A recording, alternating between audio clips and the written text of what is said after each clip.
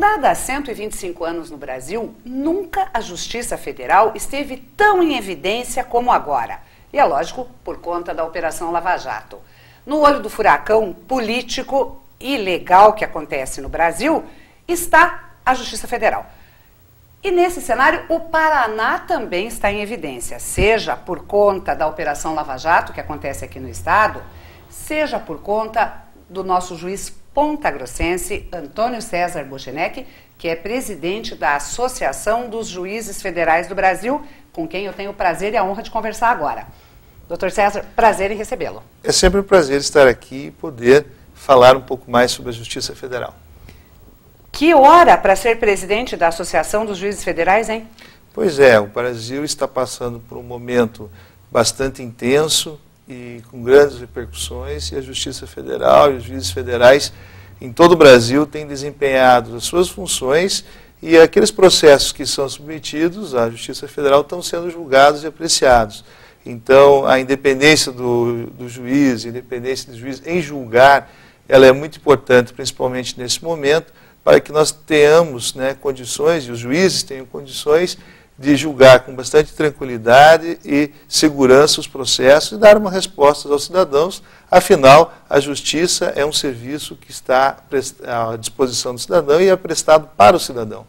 Para que as pessoas entendam direito, qual a diferença entre a justiça estadual e a federal, entre, por exemplo, o nosso fórum aqui, o Fórum da Comarca, a Justiça Estadual, os juízes estaduais, e a Justiça Federal? Ponta Grossa tem os dois, né? Desde a República, a formação da República em 1890, nós temos essa dualidade de justiças. E para que as pessoas possam compreender o que é uma e outra, a Justiça Federal é responsável por julgar demandas que estão relacionadas aos entes federais, aos órgãos federais, como INSS, as ações, tributos federais, enfim, entidades que têm essa amplitude não restrita a um Estado. As demais ações são de competência da Justiça Estadual, seja para julgar ações entre particulares ou entre Estado ou município, o que nós dizemos é uma competência residual da Justiça Estadual. E a estrutura que tem, quer dizer, é basicamente a mesma nos dois níveis. Nós temos a polícia, o Ministério Público e os juízes. Em correlato com a Justiça, sempre nós temos os Ministérios Públicos, daí nós Ministério Público da União, o Ministério Público Estadual, a Polícia Federal e a Polícia Civil. São órgãos de estrutura justamente da União e órgãos de estrutura do Estado que são responsáveis tanto pela segurança, pelas investigações e pelos julgamentos dos processos. E uma questão que a gente vê e que está à tona aí, mexendo com as emoções das pessoas, nós estamos aí com uma crise política sem precedentes no país, em nível federal, e tudo, nós temos aí um ex-presidente da República dizendo que nós estamos sujeitos à República de Curitiba. Tudo isso, ele não acaba criando um clima desfavorável ao exercício da justiça? Não, a justiça tem respondido os processos que lhes são submetidos. Existe um princípio dentro do direito que é o da inércia da jurisdição, ou seja, o juiz não pode e não sai aí procurando causas, processos e decisões. Mas o juiz, ele então recebe os processos, nos casos criminais, do Ministério Público e aplica a lei. Então, nesse momento, os juízes têm feito isso, os juízes, não só o juiz Sérgio Moro, mas o Tribunal, a STJ, a STF, têm aplicado a lei a este caso concreto e, portanto, têm feito seu trabalho, assim como todos os juízes do Brasil têm feito. Ocorre que esse caso específico da Operação Lava Jato, ele é diferenciado por ter uma repercussão social muito grande e por ter muitas pessoas envolvidas e muitas pessoas envolvidas que estão dentro do ciclo de poder.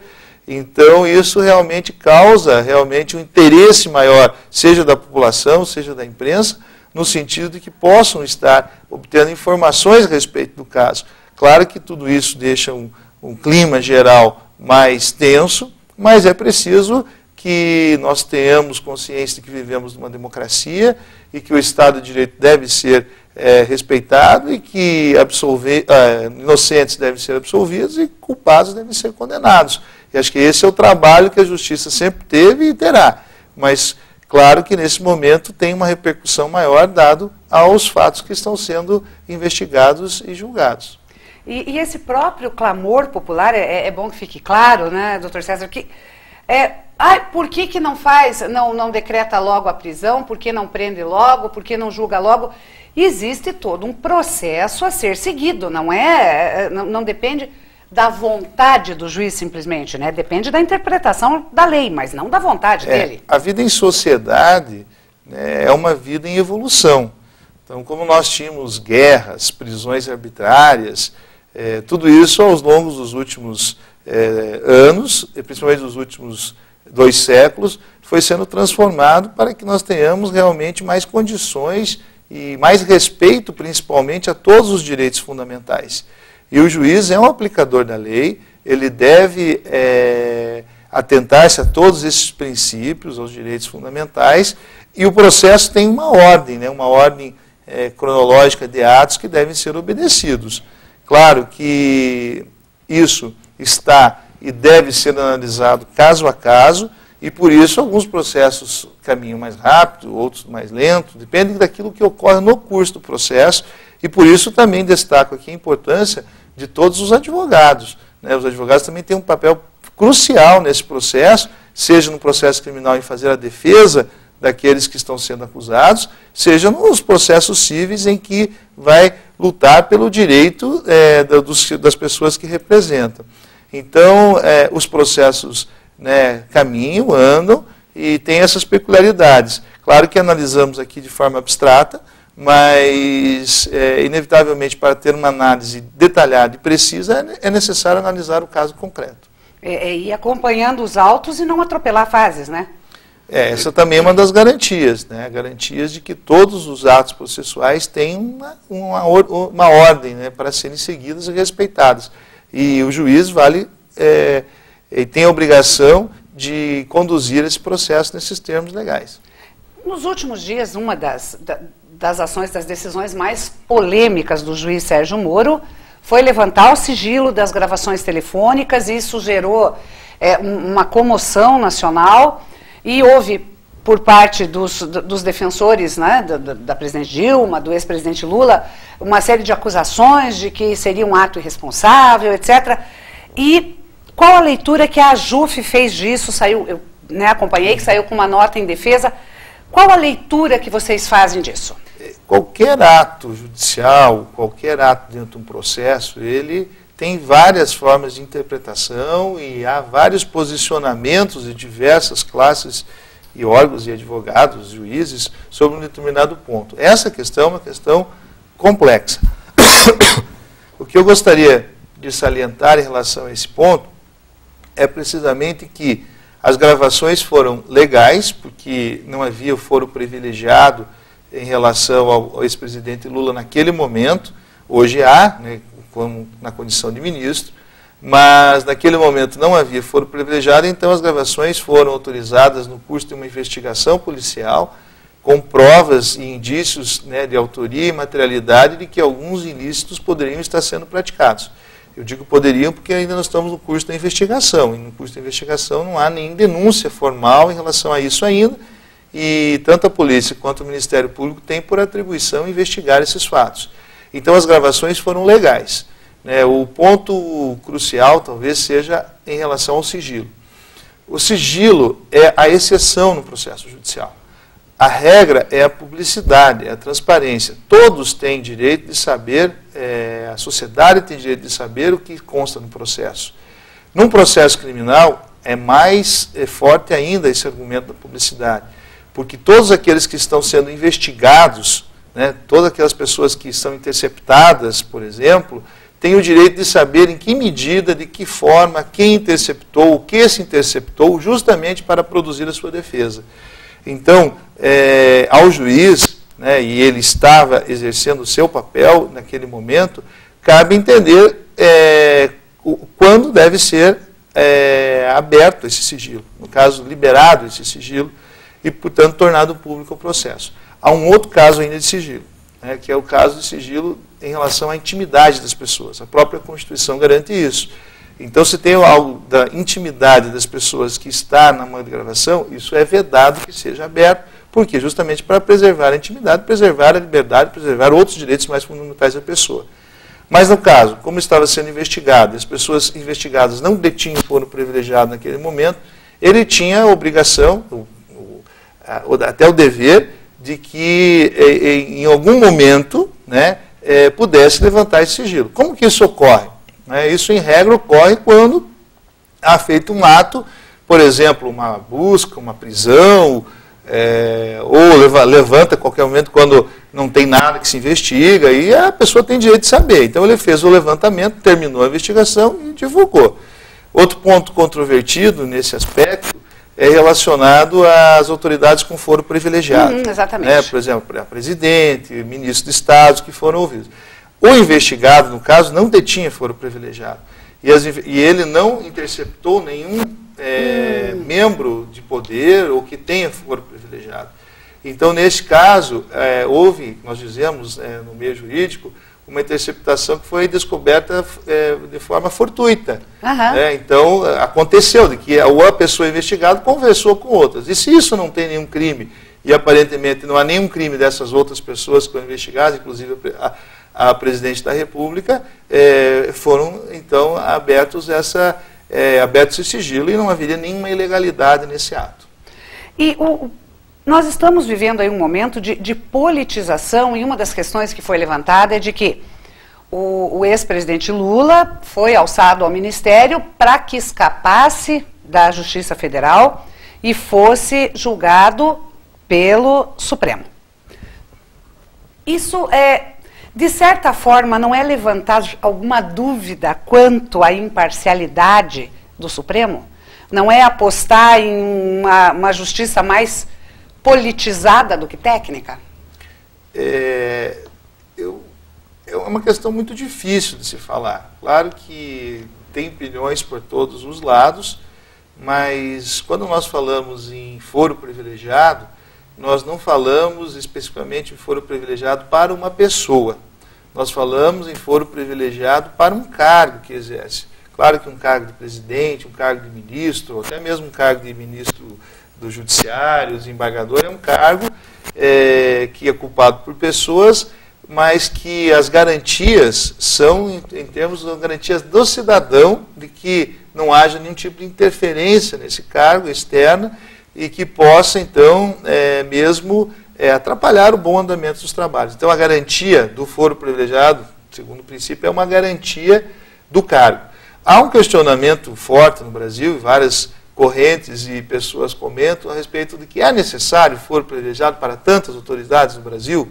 Uns entendem que sim, outros entendem que é coisa da velha república, que não mais se coaduna com o momento democrático, outros entendem que alguns deveriam ter, outros não. Então, é um tema bastante controvertido.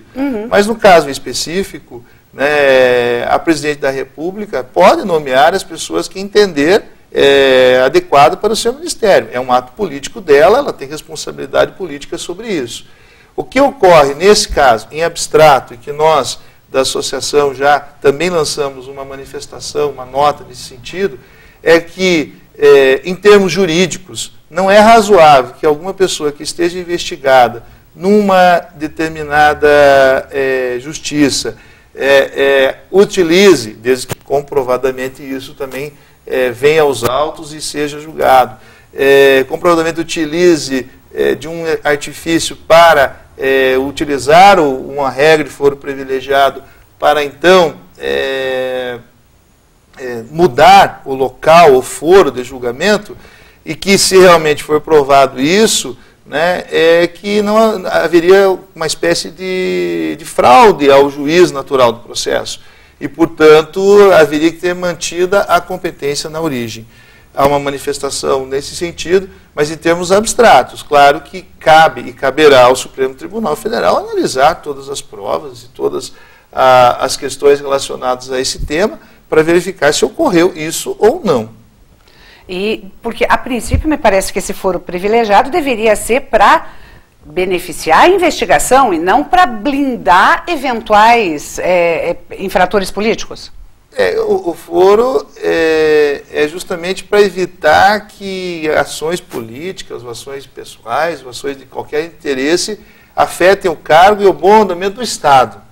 Esse é o objetivo do foro privilegiado, na forma como foi concebido. Como eu falei, há discussões a respeito da extensão e da necessidade disso acontecer nos dias de hoje, mas é um tema bastante polêmico e que tem estas variáveis que são variáveis importantes a serem debatidas, principalmente nesse momento. E a nossa própria Corte Suprema pode resolver não aceitar esse processo, esses autos da Lava Jato, e devolver para a Justiça Federal de Curitiba? É possível, porque não temos ainda um precedente. Precedente é uma decisão do Supremo a respeito do tema. Então não temos ainda, nesse caso em específico. O que nós temos é deputados, senadores que renunciaram ao mandato para escapar do foro privilegiado do Supremo, e aí o que o processo retornaria à primeira instância.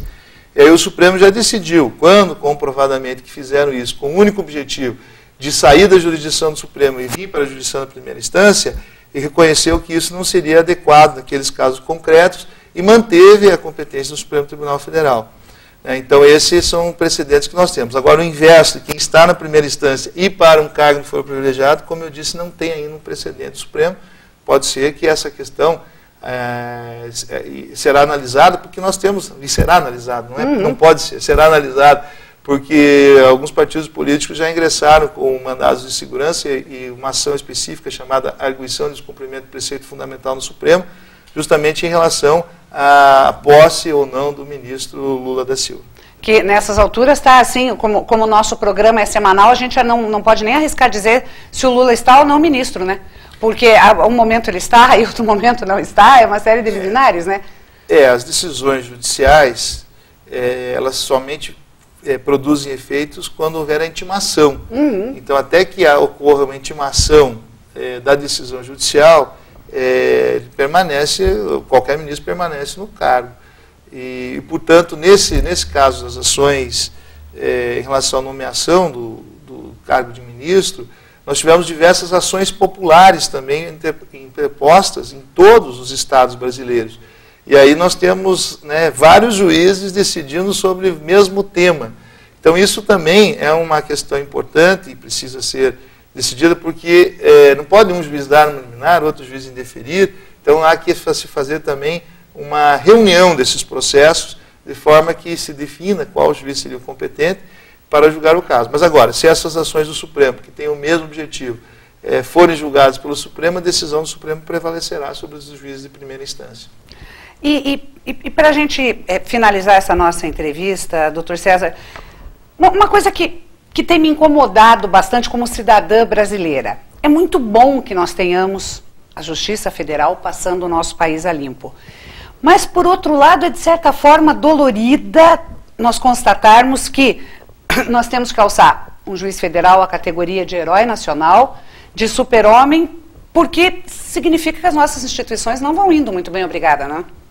Não, eu tenho uma visão na seguinte perspectiva. As instituições brasileiras, elas estão avançando e com o processo de redemocratização elas avançaram. E por elas terem avançado é que chegamos nesse momento histórico. Vocês vejam que a polícia, o Ministério Público e o Judiciário estão realizando ações em diversos campos que nós não tínhamos no passado bem recente. Então as instituições estão trabalhando para que possamos avançar. É claro que em todo momento e em toda a sociedade nós vamos ter momentos mais tensos, menos intensos, de repercussão, de ajustes. O que nós estamos verificando nesse momento, sobretudo, é um momento de que os casos de corrupção estão mais em voga, seja porque houve a evolução das instituições, seja porque a imprensa tem feito coberturas em relação a esses temas, e seja também porque as tecnologias nos permitem que as informações nos sejam repassadas em uma velocidade extraordinária. Nesse sentido, nós vivemos esse momento. E como eu digo, o juiz tem a função final de aplicador da lei e garantir os direitos do cidadão. O que é muito importante dentro de todo o aparato estatal. É uma pena, por um lado, é uma pena que um juiz, no caso do Sérgio Moro, ou a Justiça Federal, esteja sendo considerada como mito, ou considerado Salvador como Salvador da Pátria. São adjetivos pelos quais a justiça não necessitaria, nem precisaria ter, se nós tivéssemos uma sociedade regulada, adequada, como nós esperamos que ela tenha e esperamos que ela seja no futuro. Então, claro que isso é um momento passageiro, esperamos que o Brasil vai tomar um destino e as pessoas, todos nós temos uma responsabilidade muito grande em relação a isso, de tomarmos os fatos que estão acontecendo em relação principalmente aos crimes que ocorreram, as investigações que ocorreram, os desvios de dinheiro público, e que tenhamos consciência de que isso é importante, né, ser refletido, e que desvios de dinheiro público não ocorram não só lá a nível federal, mas a nível estadual, a nível municipal, na sua comunidade, enfim, em todos os lugares, em todos os nossos atos, entendermos de que se fizermos o que é correto, vai ser melhor para nós e vai ser melhor para toda a sociedade e principalmente será melhor para aqueles menos favorecidos, que são os principais lesados por esse... Lesados, obrigado. Lesados por esse desvio de conduta de toda forma, principalmente desvio de recursos. Tá certo, eu agradeço demais a tua entrevista, sei que o momento está complicado, tenso, e meus votos aí de muita serenidade, de muita independência de ação para todos os juízes federais do Brasil, os quais você representa. Muito obrigada da entrevista. Eu agradeço, e a independência judicial ela é muito importante, porque nenhum tipo de interferência ou ingerência vai deixar um juiz julgar de forma tranquila. Então isso é fundamental num Estado em que vivemos, principalmente nesse momento, e espero, né, que as pessoas tomem atitudes adequadas e pensem principalmente num futuro que nós precisamos ter para o país. Tá certo, muito obrigada. A seguir, a gente fala sobre mapa astral. É um instante só e eu já volto. Não saia daí.